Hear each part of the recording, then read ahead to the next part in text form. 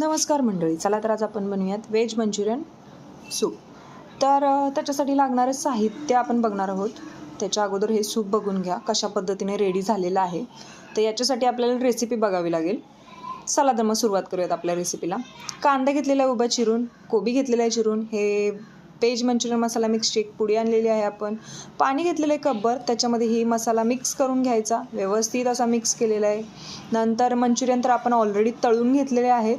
तर बघू शकता मंचुरियन आहेत, कोबी, कांदा आणि ते आपण कढईमध्ये भाजून घेणार आहोत. जास्त भाजायचं नाही, जस्ट 2 मिनटं हलवून घ्यायचं व्यवस्थित असं.